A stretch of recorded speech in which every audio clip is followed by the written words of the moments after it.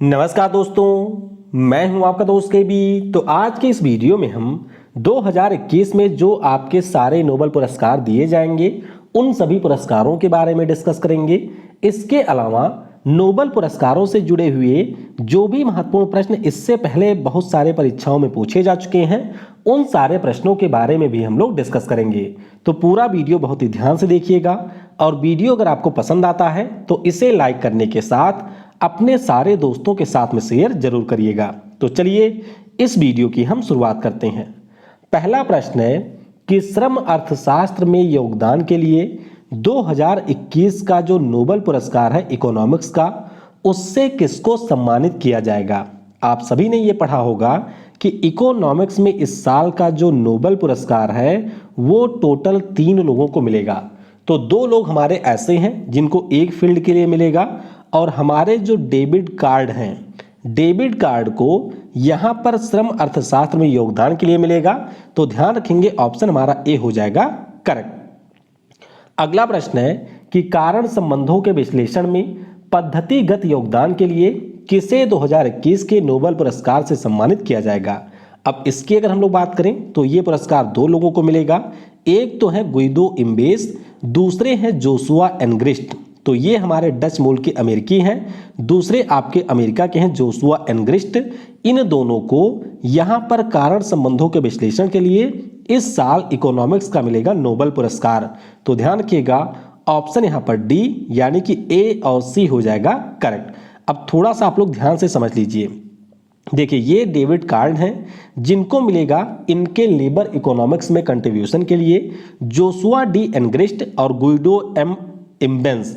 इन दोनों को यहां पर जो कारण संबंध है उसके विश्लेषण में जो इन्होंने अपना योगदान दिया है उसके लिए इन्हें यह पुरस्कार मिलेगा। Royal Swedish Academy of Sciences के द्वारा विजेताओं की घोषणा होती है। तो ऑप्शन हमारा डी हो जाएगा करेक्ट। वीडियो में हम लोग आगे बढ़ें उससे पहले मैं आपको बता दूं कि हमारे भारत का जो नंबर 1 ऑनलाइन प्लेटफॉर्म है अनअकैडमी, इसके ऊपर आपको विभिन्न सारे एग्जाम के लिए फ्री क्लासेज मिलती हैं। तो अगर आप लोग फ्री क्लासेस देखना चाहते हैं तो अनअकैडमी का लर्निंग ऐप डाउनलोड कर सकते हैं, या फिर अगर आप लोग किसी एग्जाम की तैयारी एक सिस्टमैटिक वे में सिलेबस के अकॉर्डिंग बेस्ट एजुकेटर की मदद से करना चाहते हैं तो आप लोग अनअकैडमी का प्लस कोर्स भी यहां पर परचेज कर सकते हैं। 13 अक्टूबर से एसएससी कैटेगरी में नए बैच शुरू हो रहे हैं। तो एसएससी में चाहे आपको एमटीएस, सीएचएसएल, सीजीएल या फिर अन्य कोई एग्जाम देना है तो आप लोग इस प्लस कोर्स को यहां पर परचेज कर सकते हैं। ध्यान रखिएगा नए बैच आपके 13 अक्टूबर से शुरू हो रहे हैं। अगर आप लोग मेरा कोड यूज करते हैं KV10 तो इससे आपको हर कोर्स पे 10% का डिस्काउंट मिलेगा। बाकी जो भी प्राइस आप लोग पे करेंगे उस प्राइस पर भी आपको 10% मिलेगा कैशबैक। तो ये ऑफर सिर्फ मेरे कोड KV10 पर ही मिलेगा और ये सारे कैटेगरी में यहां पर लागू होगा। एसएससी एस्पायरेंट के लिए यहां पर फ्री टेस्ट सीरीज भी चल रही है, इसकी लिंक मैं आपको पिन कमेंट में दे दूंगा, उस पर क्लिक करके आप इसमें इनरोल कर सकते हैं। प्लस में आपको ये सारे फीचर भी मिलेंगे, जैसे कि अगर आपका कोई डाउट होता है तो आप लोग फोटो खींच करके अपना डाउट भेज सकते हैं। आप लोग लाइव क्लास के दौरान रेज हैंड कर सकते हैं और लाइव क्लास में ही टीचर से डायरेक्टली बात कर सकते हैं और अपने डाउट को यहाँ पर क्लियर कर सकते हैं। ये सारे ऑफर हैं। तो अगर आपको ऑफर समझना है या किसी भी कोर्स पर 25 से 30% तक का डिस्काउंट चाहिए तो आप लोग मेरे इस व्हाट्सएप नंबर के ऊपर कॉन्टैक्ट कर सकते हैं। अगला प्रश्न है कि अक्टूबर 2021 में जो शांति के फील्ड का नोबेल पुरस्कार है इसको किसे दिया जाएगा, यानी कि किसके नाम की इसके लिए घोषणा हुई है। तो ये जो पुरस्कार है इस साल दिया जाएगा 2 लोगों को। कौन है? एक तो है मारिया रेसा जो कि फिलीपींस के रैपलर न्यूज एजेंसी की CEO हैं। दूसरे हैं दिमित्री मुरातोव जो कि आपके रसिया के एक पत्रकार हैं। तो इन दोनों लोगों को इस साल ये पुरस्कार मिलेगा, यानी कि ऑप्शन हमारा डी हो जाएगा यहां पर करेक्ट। तो देख सकते हैं ये है मारिया रेसा। और आपको याद होगा कि इस साल जो यूनेस्को के द्वारा पुरस्कार दिया गया था प्रेस फ्रीडम के क्षेत्र में, वह पुरस्कार भी मारिया रेसा को ही मिला था जो कि रैपलर के CEO हैं, और रूस के हैं दिमित्री मुरातोव जो कि नोवाया गजेटा के प्रधान संपादक हैं। तो ध्यान रखेंगे ऑप्शन हमारा डी होगा करेक्ट।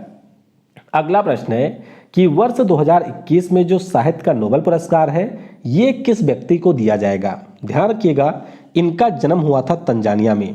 कहाँ पर हुआ था? तंजानिया में जन्म हुआ था, जिंजीबार द्वीप समूह पर। उसके बाद में एक शरणार्थी के रूप में ये यूके चले गए थे, वहीं पर इनकी पढ़ाई लिखाई हुई और शरणार्थियों के संबंध में इन्होंने अपने बहुत सारे लेख लिखे और दुनिया के जो लोग हैं उनको शरणार्थियों की समस्याओं से अवेयर कराया था। नाम इनका है अब्दुल रज़ाक गुरनाह। तो इस साल इनको यहाँ पर साहित्य का नोबेल पुरस्कार मिलेगा। ध्यान रखिएगा, ऑप्शन यहाँ पर सी हो जाएगा करेक्ट। ये देख सकते हैं, ये है अब्दुल रज़ाक गुरनाह। इनका एक बहुत ही फेमस उपन्यास भी है पैराडाइज, जिसके लिए इनको 1994 में मैन बुकर पुरस्कार मिला हुआ है। तो ध्यान रखेंगे, ऑप्शन सी हो जाएगा करेक्ट। अगला प्रश्न है कि वर्ष 2021 में इनमें से किस एक प्रकार की खोज के लिए रसायन शास्त्र का नोबेल अवार्ड दिया गया? तो ध्यान रखिएगा, इस साल जो हमारे दो साइंटिस्ट थे उन्होंने एक नए प्रकार के कैटालिस्ट को खोजा है। किसको? नए प्रकार के कैटालिस्ट को खोजा है और इसी के लिए इन्हें इस साल मिला है रसायन का नोबेल। ये प्रश्न काफी ज्यादा महत्वपूर्ण है, ध्यान रखिएगा। एक तीसरे टाइप का कैटालिस्ट इन्होंने खोजा है, तो ऑप्शन यहां पर डी हो जाएगा करेक्ट। अगला प्रश्न है कि अक्टूबर 2021 में जो रसायन शास्त्र का नोबेल पुरस्कार है, इससे किसको सम्मानित किया गया? तो रसायन शास्त्र का जो नोबेल है ये दिया गया है बेंजामिन लिस्ट और डेविड सी मैकमिलन को। किसे? बेंजामिन लिस्ट और डेविड सी मैकमिलन को। तो ऑप्शन हमारा यहां पर हो जाएगा ई करेक्ट। क्या होगा? ई हो जाएगा करेक्ट। ये देख सकते हैं, ये है बेंजामिन लिस्ट, ये आपके हैं डेविड डब्ल्यू सी मैकमिलन। इन दोनों ने क्या बताया? इन्होंने एक तीसरे प्रकार के कैटालिस्ट के बारे में बताया था, जिसको नाम दिया गया था एसिमेट्रिक ऑर्गेनोकैटालिसिस, और इसी के लिए इनको यह पुरस्कार मिला है। तो ऑप्शन ई हो जाएगा करेक्ट। अगला प्रश्न है कि वर्ष 2021 के लिए किसे फिजियोलॉजी या चिकित्सा के क्षेत्र में नोबेल से सम्मानित किया गया है या किया जाएगा? तो यह पुरस्कार मिलेगा दो लोगों को। एक तो हमारे हैं अर्डेम पटपोनियन, ठीक है, और दूसरे हैं डेविड जूलियस। तो ऑप्शन हमारा डी यानी कि ए और बी हो जाएगा करेक्ट। ये देख सकते हैं, ये डेविड जूलियस हैं जो कि अमेरिका के हैं, ये भी अमेरिका के हैं अर्डेम पटपोनियन। तो इन दोनों को इस साल ये पुरस्कार मिलेगा।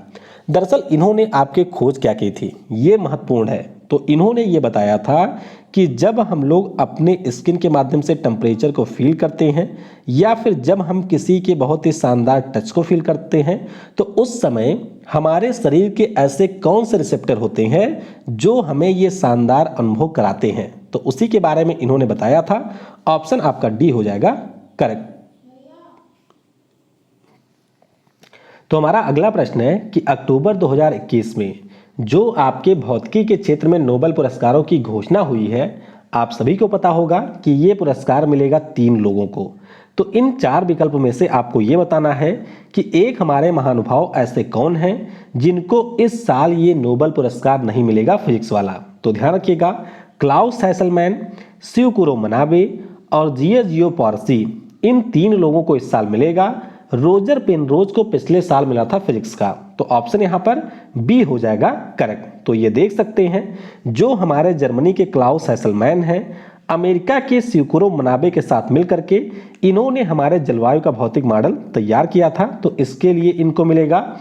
और जो हमारे इटली के जियो पॉर्सी हैं, इन्होंने आपके ये बताया था कि किस प्रकार से एक छोटा चीज या छोटा कण, या आप कह सकते हैं जो हमारा एटम होता है, वहां से लेकर के जो हमारे ग्रह होते हैं उसमें किस प्रकार का बदलाव होता है, किस प्रकार से उसमें विकार वगैरह आता है। तो इसके बारे में बताया था जियो पॉर्सी ने। तो ध्यान रखिएगा, ऑप्शन हमारा बी हो जाएगा यहां पर करेक्ट। अगला प्रश्न है कि निम्नलिखित में से किस वर्ष अर्थशास्त्र में नोबेल पुरस्कारों की घोषणा की गई थी? आप सभी को याद रखना है कि जब नोबेल पुरस्कार शुरू हुआ था तो अर्थशास्त्र में नहीं दिया जाता था। बाद में एक स्वीडन का बैंक था जिसका नाम था रिक्स बैंक, उसके द्वारा कुछ राशि यहां पर दी गई थी और फिर उसी राशि से शुरू हुआ था अर्थशास्त्र में नोबेल पुरस्कार। तो ऑप्शन हमारा बी हो जाएगा करेक्ट। ये देख सकते हैं कि 1968 में इसकी घोषणा हुई थी और 1969 में पहली बार यह पुरस्कार मिला था। किनको मिला था? तो रैगनर फ्रिश और जैन टिम्बरमैन को यह मिला था।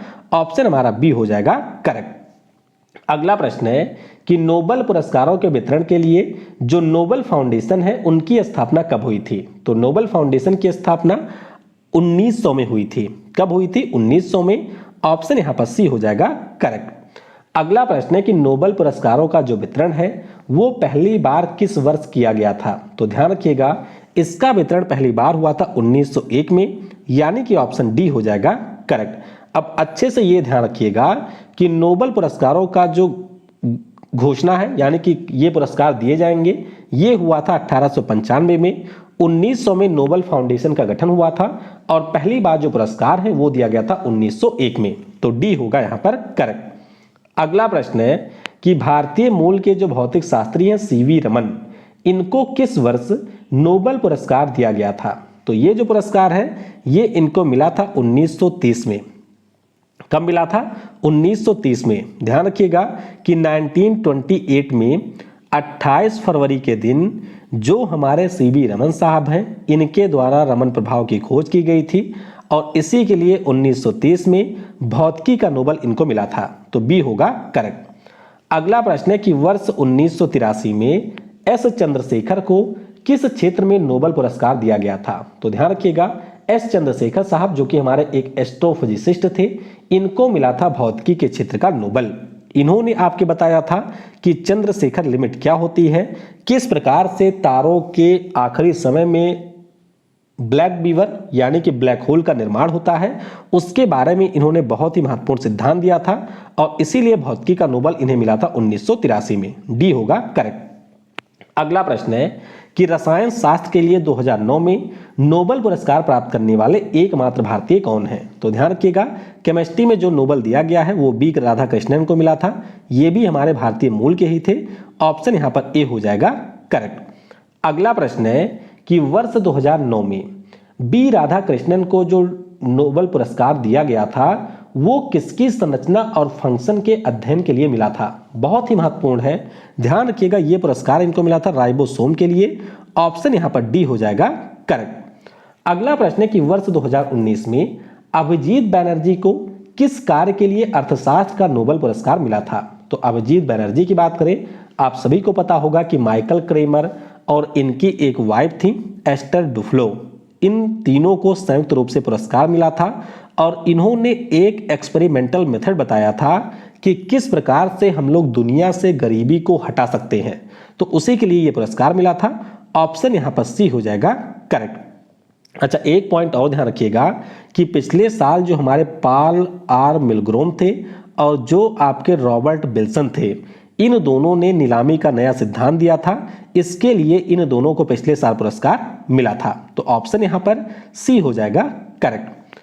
अगला प्रश्न है कि मरणोपरांत 1961 में नोबेल पुरस्कार विजेता डैग डैमरसोल्ड किस अंतरराष्ट्रीय संगठन के प्रमुख रहे थे? तो ध्यान रखिएगा, ये हमारे संयुक्त राष्ट्र के सेकंड नंबर के महासचिव थे जिनको 1961 में मरणोपरांत मिला था नोबेल पुरस्कार। तो ऑप्शन यहां पर ए हो जाएगा करेक्ट। ये देख सकते हैं, नाम इनका है डैग हैमरस्कोल्ड, ये आपके थे स्वीडन के और इनको मिला था 1961 में मरणोपरांत नोबेल पुरस्कार। अगला प्रश्न है कि निम्नलिखित में से कौन सबसे अधिक आयु में नोबेल पुरस्कार विजेता है? बहुत बार परीक्षाओं में पूछा जा चुका प्रश्न। इनका नाम है जॉन वी गुड इनफ। क्या नाम है? John we good enough. 2019 में जो आपके केमिस्ट्री में नोबेल पुरस्कार मिला था 3 लोगों को, उनमें से एक हमारे थे जॉन वी गुड इनफ। उस समय उनकी जो एज है वो थी 97 ईयर। तो इस तरह से आप लोग भी उम्मीद बनाए रख सकते हैं, हो सकता है कि आप 90 के बाद ही कोई ऐसा कारनामा कर दें कि आपको ये पुरस्कार मिल जाए। तो इसीलिए हमेशा उम्मीद आपकी बनी रहनी चाहिए। ऑप्शन यहाँ पर ए होगा करेक्ट। ये देख सकते हैं, जर्मनी के थे जॉन बी गुड इनफ। अभी इस समय इनकी एज है 99 ईयर। तो ध्यान रखेंगे, ए हो जाएगा करेक्ट। अगला प्रश्न है कि मैडम क्यूरी को वर्ष डैश डैश में भौतिकी और वर्ष डैश डैश में रसायन शास्त्र का नोबेल पुरस्कार दिया गया था। आप सभी को यह पता होगा कि जो हमारी मैडम क्यूरी थी, इन्होंने 2 बार नोबेल पुरस्कार प्राप्त किया हुआ है। पहली बार इनको मिला था 1903 में इनके पति के साथ में, तो वो इनको मिला था भौतिकी में। जो आपके रसायन वाला है ये मिला था 1911 में। तो ऑप्शन यहाँ पर बी हो जाएगा करेक्ट। ये देख सकते हैं, रेडियो एक्टिविटी की खोज के लिए 1903 में मिला था और शुद्ध रेडियम का निष्कर्षण इन्होंने 1911 में किया था, जिसके लिए मिला था केमिस्ट्री में। तो ऑप्शन बी होगा करेक्ट। अगला प्रश्न है कि वर्ष 1901 में जो साहित्य के क्षेत्र में पहला नोबेल पुरस्कार है ये किसको दिया गया था? तो ध्यान रखिएगा, पहला वाला जो है वो मिला था सूडी प्रूडहोम को। ये हमारे फ्रांस के एक लेखक थे और इन्हीं को 1901 में पहला साहित्य वाला नोबेल मिला था। तो ऑप्शन यहां पर डी हो जाएगा करेक्ट।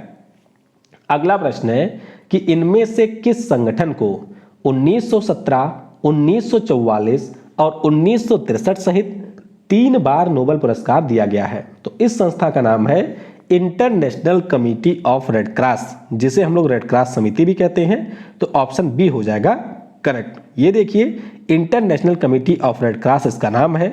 इसकी स्थापना हेनरी डुनांत ने की थी, जिनको आपके 1901 में पहली बार मिला था पीस प्राइज। तो ये भी आप लोग ध्यान रखिएगा, हेनरी डुनांत आपके पीस पुरस्कारों के पहले विजेता रहे थे। तो ऑप्शन बी हो जाएगा यहां पर करेक्ट। अगला प्रश्न है कि वर्ष 1901 में जो रसायन शास्त्र का नोबेल पुरस्कार है ये किस व्यक्ति को दिया गया था? तो रसायन शास्त्र वाला जो है ये मिला था J.H. वान ठाप को। किसे मिला था? J.H. वान ठाप को मिला था। तो ऑप्शन हमारा ए हो जाएगा करेक्ट। J.H. वान ठाप की बात करें तो इन्होंने बताया था ऑस्मोटिक प्रेशर के बारे में। किसके बारे में? हेनरी वान ठाप भी इन्हें कहते हैं। तो इन्होंने सबसे पहले ऑस्मोटिक प्रेशर के कॉन्सेप्ट के बारे में बताया था और इसीलिए 1901 में पहला केमिस्ट्री का नोबेल इन्हें दिया गया था। तो ए होगा करेक्ट। अगला प्रश्न है कि नोबेल पुरस्कारों के जो हमारे विजेता होते हैं उनको कितने मिलियन स्वीडिश क्रोना दिया जाता है? आपको मैंने बताया था, जो हम लोगों ने इसके थ्योरी पार्ट को किया था, कि जो हमारे अल्फ्रेड नोबेल साहब थे उनके पास कोई संतान वगैरह तो थी नहीं, क्योंकि शादी वगैरह उन्होंने की नहीं थी। तो उन्होंने जब अपनी वसीयत बनाई थी तो उसमें उन्होंने ये मेंशन कर दिया था कि जो उनके पास में पैसा है उसको जमा किया जाएगा और उसके ऊपर जो आपको इंटरेस्ट मिलेगा उसी से ये प्राइज देना है। जाहिर सी बात है कि धीरे धीरे पैसा भी बढ़ रहा है, इसका इंटरेस्ट भी बढ़ रहा है, तो इसीलिए प्राइज भी आपका बढ़ता रहता है। तो इस समय जो भी विजेता होते हैं उनको 10 मिलियन स्वीडिश क्रोना दिया जाता है। 2019 में आखिरी बार ये बढ़ा था जब इसको 9 मिलियन से बढ़ा करके 10 मिलियन किया गया था। तो डी होगा करेक्ट। अगला प्रश्न है कि निम्नलिखित में से चिकित्सा का जो नोबेल पुरस्कार है ये किसके द्वारा दिया जाता है? तो चिकित्सा का जो नोबेल है ये दिया जाता है कारोलिंस्का संस्थान के द्वारा। ऑप्शन यहां पर सी हो जाएगा करेक्ट। अगला प्रश्न है कि नोबेल पुरस्कारों का जो वितरण है ये प्रत्येक वर्ष डैश डैश को किया जाता है। ध्यान रखिएगा, अल्फ्रेड नोबेल साहब की जो पुण्यतिथि होती है ये आपकी हर साल 10 दिसंबर को मनाई जाती है। हाँ, ये वही अल्फ्रेड नोबेल है जिन्होंने आपके डायनामाइट बनाया था। तो इसीलिए हर साल ये जो पुरस्कार होते हैं उनकी घोषणा तो अक्टूबर में हो जाती है, लेकिन जो यहाँ पर वितरण है वो किया जाता है 10 दिसंबर को। तो ऑप्शन डी होगा करेक्ट। अगला प्रश्न है कि वर्ष 1901 में भौतिकी के लिए जो पहला नोबेल पुरस्कार दिया गया था ये पुरस्कार किसको मिला था? तो ध्यान रखेंगे आप लोग, बहुत ही महत्वपूर्ण नाम है, एक्स किरणों की खोज करने वाले विलियम रोएंटजेन। क्या नाम है? विलियम रोएंटजेन।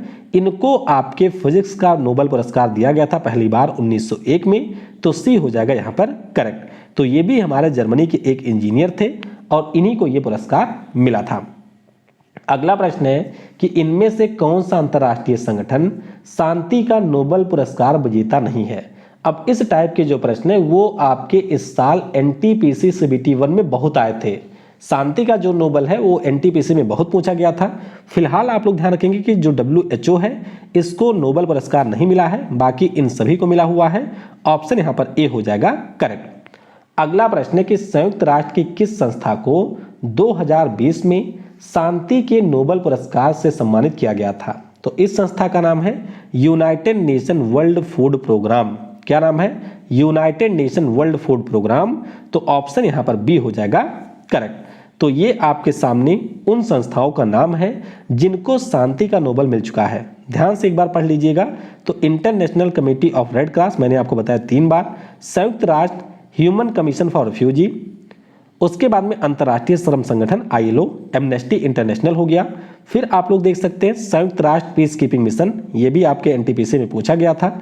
अंतर्राष्ट्रीय परमाणु ऊर्जा एजेंसी 2005 में, international panel on climate change यानी कि IPCC, और इसके अलावा आपका जो यूरोपियन संघ है इसको 2012 में मिला था और 2020 में मिला था विश्व खाद्य प्रोग्राम को। तो ये सारे नाम आपको यहाँ पर याद रखने हैं।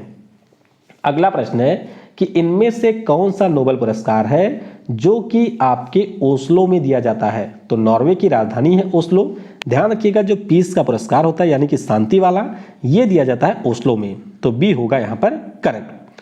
अगला प्रश्न है कि निम्नलिखित में से किसको इंटीग्रेटेड सर्किट के आविष्कार के लिए वर्ष 2000 में भौतिकी के नोबेल से सम्मानित किया गया था? तो आप सभी को पता होगा कि आईसी का जो आविष्कार है वो जैक केल्वी ने किया था, तो ऑप्शन यहाँ पर ए हो जाएगा करेक्ट। ये देख सकते हैं, ये जैक केल्वी हैं, अमेरिका के एक इंजीनियर थे और इन्होंने ही इंटीग्रेटेड सर्किट का आविष्कार किया था। अगला प्रश्न है कि निम्नलिखित में से कौन नोबेल पुरस्कार और भारत रत्न विजेता नहीं है? ऐसे प्रश्न भी बहुत पूछे जाते हैं, तो अच्छे से याद रखिएगा। कैलाश सत्यार्थी साहब जो हमारे हैं, इनको 2014 में तो आपका नोबेल पुरस्कार मिल चुका है, लेकिन भारत रत्न इनको नहीं मिला हुआ है।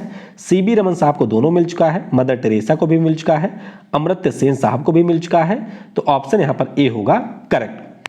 अगला प्रश्न है कि नोबेल पुरस्कारों के अंतर्गत दिया जाने वाला जो गोल्ड मेडल होता है उसका द्रव्यमान कितना होता है? तो ध्यान रखिएगा, जो यहाँ पर गोल्ड मेडल दिया जाता है उसका द्रव्यमान होता है 175 ग्राम। क्या होता है? 175 ग्राम इसका वजन होता है या द्रव्यमान होता है। ऑप्शन हमारा ए हो जाएगा करेक्ट। अगला प्रश्न है कि शांति को छोड़कर अन्य सभी नोबेल पुरस्कार कहां पर दिए जाते हैं? तो मैंने अभी आपको ऊपर बताया कि शांति वाला जो है वो दिया जाता है ओस्लो में। बाकी अगर हम लोग बात करते हैं कि अन्य कहां दिए जाते हैं, तो ये दिए जाते हैं स्टॉकहोम में, जो कि स्वीडन की राजधानी है, तो ऑप्शन यहां पर ए हो जाएगा करेक्ट। अगला प्रश्न है कि नोबेल पुरस्कार की कितनी श्रेणियां होती हैं? ध्यान रखिएगा, नोबेल पुरस्कार जब अपनी संपत्ति में घोषित किया था हमारे अल्फ्रेड नोबेल साहब ने, तो 5 श्रेणियां ही घोषित की गई थी और उसके बाद में 6ठी श्रेणी ऐड की गई थी 1969 में, तो ऑप्शन यहां पर बी होगा करेक्ट। अगला प्रश्न है कि जो अमर्त्य सेन है हमारे देश के महान अर्थशास्त्री, इनको किस वर्ष नोबेल पुरस्कार मिला था इकोनॉमिक्स में? तो ये इनको मिला था 1998 में। उसके ठीक एक साल बाद 1999 में इनको भारत रत्न मिला था, तो ऑप्शन सी होगा करेक्ट। अगला प्रश्न है कि 1979 में नोबेल पुरस्कार जीतने वाली पहली भारतीय महिला कौन थी? तो शांति के लिए इनको नोबेल पुरस्कार मिला था, नाम इनका है मदर टेरेसा। क्या नाम है? मदर टेरेसा नाम है, तो ऑप्शन ए हो जाएगा करेक्ट। अगला प्रश्न है, ये भी आपके साल एनटीपीसी सीबीटी 1 में पूछा गया प्रश्न है कि 2020 के अनुसार वह एकमात्र व्यक्ति कौन है जिन्होंने भौतिकी के लिए 2 बार नोबेल पुरस्कार जीता हुआ है? तो ध्यान रखेंगे, इनका नाम है जॉन बर्डीन। क्या नाम है? जॉन बर्डीन इनका नाम है। पहली बार 1956 में इनको ये पुरस्कार दिया गया था, क्योंकि इन्होंने आपके आईसी की ट्रांजिस्टर की खोज की थी। किसकी?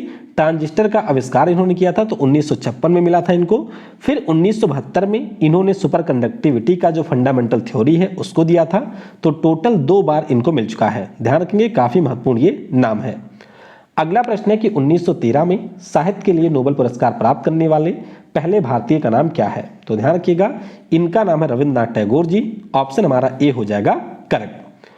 और इनकी रचना भी पूछी जाती है, तो ध्यान रखिएगा, रचना का नाम है गीतांजलि। अगला प्रश्न है कि निम्नलिखित में से कौन सा सबसे कम आयु का नोबेल पुरस्कार विजेता है? यह भी काफी सारी परीक्षाओं में पूछा गया प्रश्न है। ध्यान रखिएगा, सबसे कम उम्र में मिला है मलाला यूसुफजई को, और किस एज में इनको मिला था ये आप लोग नीचे कमेंट में बताइएगा। फिलहाल मैं आपको बता देता हूं कि 2014 में इनको ये पुरस्कार मिला था हमारे देश के कैलाश सत्यार्थी जी के साथ में, शांति के फील्ड में, तो बी हो जाएगा यहाँ पर करेक्ट। तो आपको बताना है एज इनकी उस समय कितनी थी। अगला प्रश्न है कि निम्नलिखित में से कौन सा संगठन अर्थ विज्ञान में नोबेल मेमोरियल पुरस्कार प्रदान करता है?